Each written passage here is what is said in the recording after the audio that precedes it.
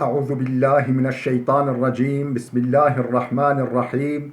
Elhamdülillah ve salatu ve selamu ala Resulillah. Değerli arkadaşlar, Muhammed Ali Es-Sabuni'nin Et-Tefsirul Vadihul Muyesser adlı eserinden 28. cüzün 13. dersini yapmak üzere birlikteyiz. Geçen dersimizde Haşr suresinin 16. ayetinin başına gelmiştik. Önce bu ve devamındaki ayet-i kerimelerin mealini verelim, ardından dönüp tefsirini arz edelim. Buyuruyor ki bu ayet-i kerime Estaizu billah kemetheliş şeytani iz kâle lil insani kfur felemma kefere kâle inni beri'un minke inni ehâfullâhe rabbel âlemîn. Yani o münafıkların durumu, yani Yahudileri kışkırtan, Müslümanlara karşı Yahudileri kışkırtan, biz sizinle beraberiz, efendim savaşılırsa sizinle biz sizin yanınıza savaşırız, çıkarılırsanız biz de sizinle beraber çıkarız diyen münafıkların durumu şeytanın durumu gibidir buyuruyor. Kemetheli şeytani, tıpkı şeytanın örneği gibidir onların durumu. İz kâle lil insani kfur, hani insana inkar et der, şeytan insanı inkara sürükler. Felemma kefara, inkara sapınca, nankörlüğe, küfre sapınca insan, kâle der ki şeytan, inni beri'un minke, benim seninle alakam yok, ben senden beriyim, benim seninle ne işim olabilir? İnni ehâfullâhe rabbel âlemîn, ben alemlerin Rabbi olan Allah'tan korkarım. Yani ben neye seni saptırayım falan diye inkar eder. Bu münafıklar da işte tıpkı o şeytan gibi davranıyorlar. Efendim fekâne âkibetuhuma ennehuma finnâri hâlidîne fîhâ, her ikisinde akıbet, yani o şeytanın yoldan çıkardığı kimsenin de her ikisinde akıbeti, sonu ne olur? Ennehuma finnâri, ateşte yer almak olur, ateşe girmek olur. Hâlidîne fîhâ, orada ebedi kalmak üzere. Ve zâlike cezâ'u zâlimin, işte zalimlerin cezası budur. Bu işte iki ayet-i kerimenin mealini verdikten sonra dönüp tefsirini okuyalım. Bu ayetten bir satır öncesinden başlıyoruz tefsirimize. Diyor ki ثُمَّ ضَرَبَ تَعَالَى مَثَلًا آخَرَ لِلْمُنَافِقِينَ. Sonra Allah münafıklar için başka bir örnek, başka bir misal getirdi. Fi igra'ihimul yehude alel qital, Yahudileri savaşa kışkırtmaları konusunda onlara bir başka örnek getirdi. Ne ile örnek getirdi? Neyi örnek olarak getirdi? Bişşeytanillezî yuhvil insana, insanı şaşırtan, yanıltan, yoldan saptıran şeytanı örnek olarak verdi. ثُمَّ يَتَبَرَّأُ مِنْهُ. Önce insanı yoldan saptırır, ihva eder, ihfal eder. Sonra da ondan teberri eder. Sonra onunla alakasının olmadığını söyler. Fekale subhanehu, Allah Teala bu konuyu şöyle dile getirdi. Biraz önce verdiğimiz ayet. Kemetheli şeytani iz kâle lil insani kfur felemma kefere kâle inni beri'un minke inni ahâfullâhe rabbel âlemîn. Tekrar meal vermiyoruz. Tefsirini okuyoruz. Ey meselul münafıkîne ma'al yahud. Yani o münafıkların Yahudilere yönelik örneği, Yahudilerle olan ilişkilerindeki örnekleri kemetheli şeytani ma'al insan. Şeytanın insanla olan ilişkisi gibidir. Yugrihim bil kufri. Yugrihi bil kufri. İnsanı küfre, inkara, nankörlüğe teşvik eder, kışkırtır. Thumma yahziluhu ve yetehalla anhu. Sonra onu yüzüstü bırakır ve ondan uzaklaşır. Onu kendi haline yüzüstü bırakır.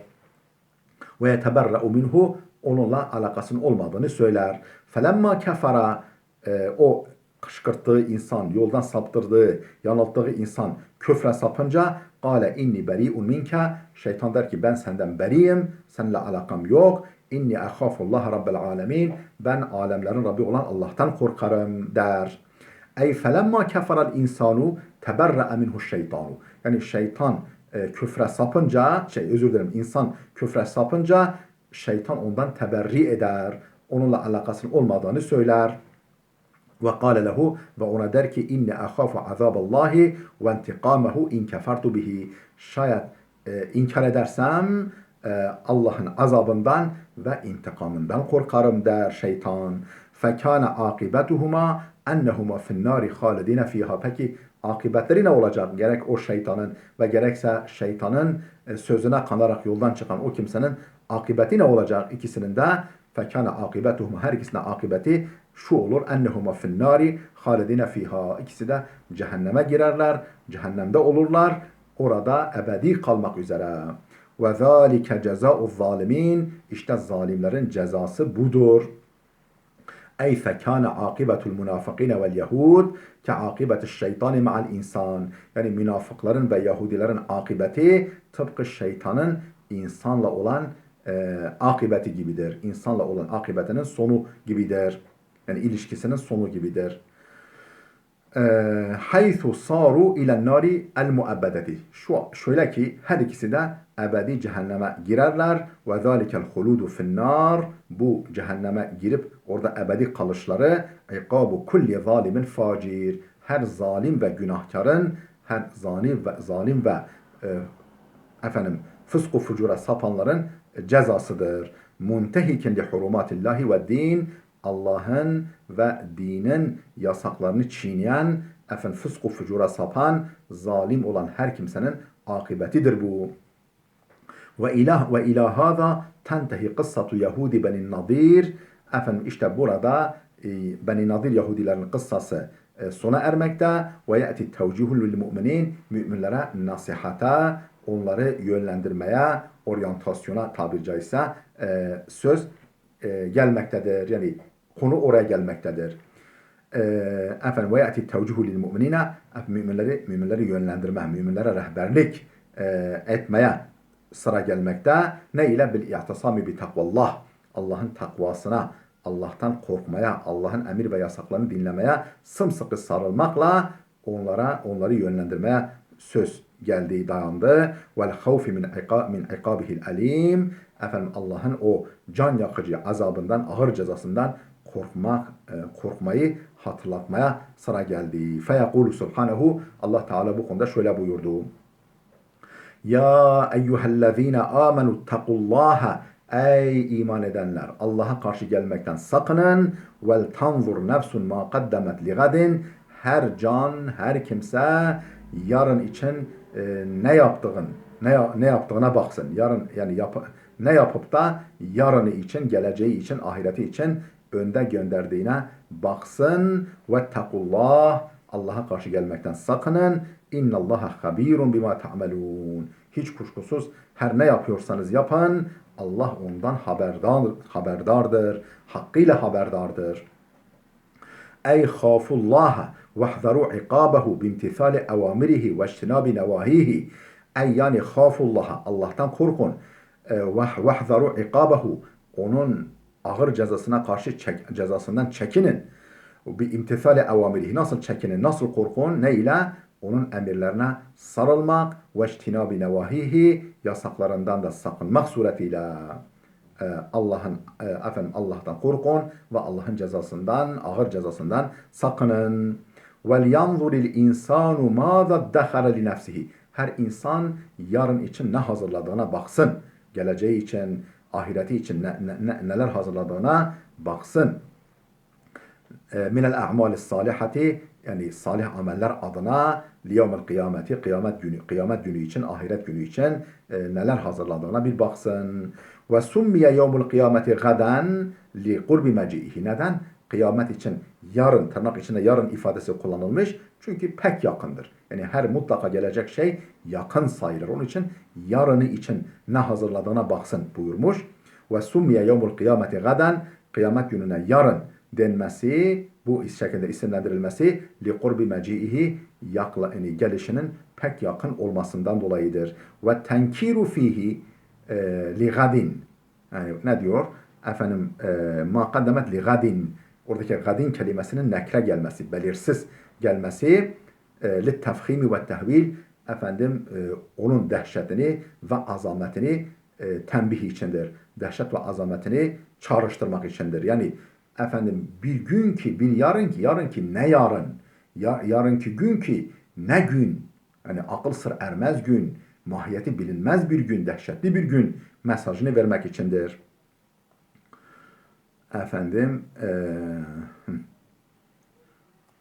Ve kerrara lafza vettakullaha littakid. Vettakullah, yani iki defa tek. Ya eyyühellezine amenu takullah denmiş. Bir de ayetin sonuna doğru vettekullah demiş. Yani bu vettekullah Allah'a karşı gelmekten sakının ifadesi iki defa tekrar edilmiş. Littekidi vurgu için, pekiştirmek için.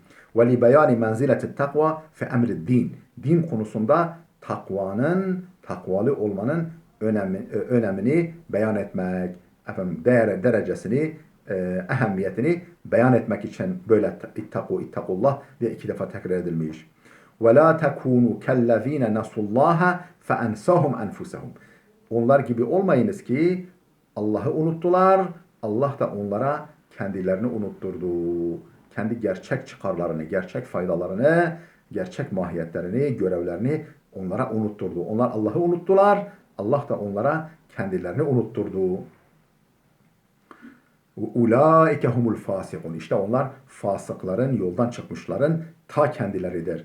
Ey ve la tekunu ya ma'şerel mu'minine. Yani ey müminler topluluğu olmayın. Kellezine teraku ta'atallahi ve ibadetehu. Allah'a taat ve ibadeti terk edenler gibi olmayın. Ve nesu hukukallahi. Allah'ın hukukunu unutanlar gibi olmayın. Fe ensahum hukuka enfusehum. Onlar böyle yaptılar.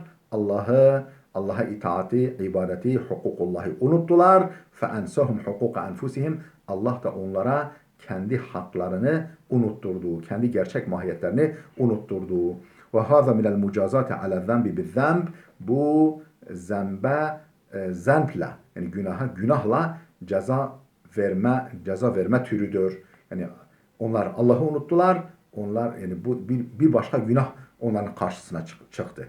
Yani bir günahı işlediler, ceza olarak başka bir günaha saplandılar. Uqibu bi en ensahumullahu hazza enfusihim. Cezalandırıldılar. Neyle cezalandırıldılar? Efendim Allah'ın kendi gerçek menfaatlerini onlara unutturmasıyla cezalandırıldılar. Hatta lem yuqaddimu laha hayran yenfa'uha. Ta ki o faydalarına olan şeyi bilemesinler ve kendilerine fayda verecek şeyi yapıp önde gönderemesinler. Ve aşu fi hâzihi dünya. Bu dünyada yaşadılar onlar. Kelbehâimis sarihati. Efendim ipi boğazına dolanmış. Efendim keyiflerince otlayan, dolaşan hayvanlar gibi oldular. O şekilde yaşadılar. Bila hedefin ve la gayetin. Hedefsiz, amaçsız, gayesiz. Ulaike humul fasikun. İşte onlar fasıkların ta kendileridir. Yoldan sapmışların, yoldan çıkmışların ta kendileridir. Ey humul fesakatul fecaratu el haricun an taatillahi azze ve cel. Yani onlar Allah azze ve celle'ye itaattan, Allah'ın taatından, Allah'a itaattan dışarı çıkmış, uzaklaşmış, fasık ve facir kimselerdir. Fasık ve günahkar kimselerdir. Efendim devam ediyor. La yestevi ashabun nari ve ashabul cenneh. Ashabul cenneti humul faizun. Efendim hani her akşam namazından sonra ve sabah namazlarından sonra okunan bu aşr-ı şeriftir. La yestevi diye başlayan aşr-ı şerif. La yestevi ashabun nari ve ashabul cenneh. Cennetin ashabı, cennetin yaranları, cennetliklerle ve ashabul cennet, cehennemlikler la yestevi, aynı olmazlar, eşit değildirler, aynı değildirler. Ashabul cenneti humul faizun, cennetlikler, cennetin yaranları, cennetin dostları, efendim kurtuluşa, zafere erenlerdir. Ey la yetesava yevmel kıyametil eşkıyâ'u, yani ashabun nar, yani kıyamet günü o eşkıyalar, o bedbahtlar, o kötü kimseler ki cehennemin yaranlarıdır, onlar eşit olmazlar. Ki onlar kimlerdir? Ellezinehum fil azabid daim, onlar ki daimi azap içindedirler, eşit olmazlar. Ma'as suadai ashabil cennet, cennetin yaranları, cennetlik kimseler olan bahtiyarlarla eşit olmazlar. وَالَّذ۪ينَ هُمْ فِي النَّعِيمِ الْمُقِيمِ. O cennetlikler ki efendim kalıcı, efendim sürekli, ebedi nimetler içindedirler. Ashabul cenneti humul faizun. Cennetin yaranları, cennetin dostları, cennetli kimseler kurtuluşa, zafere erenlerin ta kendileridir. Onlardır zafere erenler, öbürleri değil. Ey ehlul cenneti humul faizune bis saadetil daimetil ebediyye. Yani o cennetliklerdir. Daimi ve ebedi saadeti elde etmiş olanlar. Ebedi ve daimi saadeti, saadet-i ebediyeyi elde etmiş olanlar o cennetliklerdir. Fidaril huldi ve naim, o ölümsüzlük ve nimetler diyarında, cennette. لو أنزلنا هذا القرآن على جبل لرأيته خاشعا متصدعا من خشية الله. Şayet bu Kur'an'ı indirmiş olsaydık, ala cebelin bir dağın tepesine, bir dağın üzerine indirmiş olsaydık, yani şu dağ şuurlu olsaydı, aklı olsaydı da biz bu Kur'an'ı o dağın üzerine, o dağa indirseydik, la ra'aytehu haşi'an mutasaddian min haşyetillah, Allah korkusundan o dağın ürperdiğini ve paramparça olup yıkıldığını görecektin. Haşi'an mutasad, paramparça olduğunu görecektin. Bu Kur'an öyle mesuliyetli, öyle heybetli, öyle manevi ağırlığı olan bir kitaptır. Ey lev cealallahu fil cebeli temyizen ve aklen.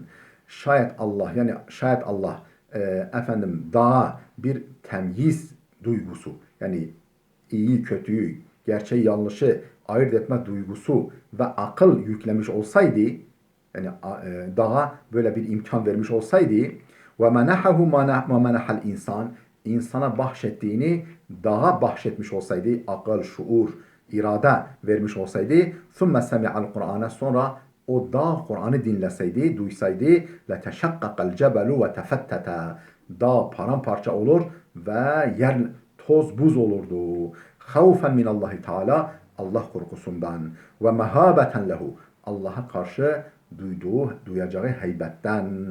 Ve hâzâ temthîlun ve tasvirun li'ulûvi şe'nil Kur'an. Bu Kur'an'ın şanının yüceliği için bir temsildir, bir tasvirdir. Yani gerçeği canlandırmadır. Gerçeği somutlaştırma örneğidir bu. Ve kuvveti te'thirihi fin nefs. Ne kadar insan ruhunda etki etmesi gerektiğinin bir temsilidir bu. Bihaythu ennehu, öyle ki ennehu lev khutiba bihi cebelun ala salabatihi ve kasvetihi, salabetine, sertliğine ve katılığına rağmen, sertliği ve katılığıyla beraber şayet bu Kur'an'la dağa hitap edilseydi, letehaşşa'a ve tasadda'a, ürperirdi ve paramparça olurdu. Ve lihaza kâle ba'dehu, işte bunun için Allah Teala ardından şöyle buyurdu. Ve tilkel emsalu nadribuha linnâsi leallehum yetefekkerûn. Bu tefekkür etsinler diye, umarım tefekkür etmeleri ümidiyle insanlar için biz insanlar için böyle misaller getiririz. Böyle darbe meseller getiririz. Devam edelim. Ey ve hâzihil emsâlu nezkuruha ve nuvaddihuha linnâs. Yani bu misalleri insanlar için zikrederiz, insanlar için anlatırız ve insanlar için izah ederiz ki leallehum yetta'izûne ve yetefekkerûn. Belki olur ki öğüt alırlar ve üzerinde inceden inceye tefekkür eder, düşünürler. Fi azametil Kur'ani ve rav'atihi, ne konuda düşünürler? Kur'an'ın azamet ve orijinallığı, parlaklığı, güzelliği üzerinde düşünürler ve öğüt alırlar. Kur'an azameti ve güzelliği üzerinde düşünürler belki. Ve te'sirihil belîg, Kur'an-ı Kerim'in o büyük tesiri, o ileri derecedeki tesiri üzerinde düşünürler. Lev kâne lehum fi fehmun ve ilmun. Şayet onlarda akıl ve fehim, yani anlayış ve bilgi olsa, onlar da düşünürler Kur'an üzerinde. Fe inel cibâle summa, o sağır, sert dağlar bile la tetasadda'u min kuvveti hüccetihi. Kur'an-ı Kerim'in hüccetlerinin, delillerinin kuvveti karşısında paramparça olur. Paramparça olurdu. Ve sihri beyanihi, o büyüleyici anlatımı karşısında, büyüleyici beyanı karşısında, mest edici beyanı karşısında dağlar paramparça olurdu. Fekeyfe la yete'esseru bihil insan. Artık neden insan, nasıl olur da insan Kur'an'dan etkilenmez? Dağlar bile etkilenirdi. Nasıl olur da insan Kur'an'dan etkilenmez? Değerli dostlar, burada dursun. Gelecek dersimizde inşallah Sure-i Celile'yi bitireceğiz. Gelecek dersimize kadar Allah'a emanet olun.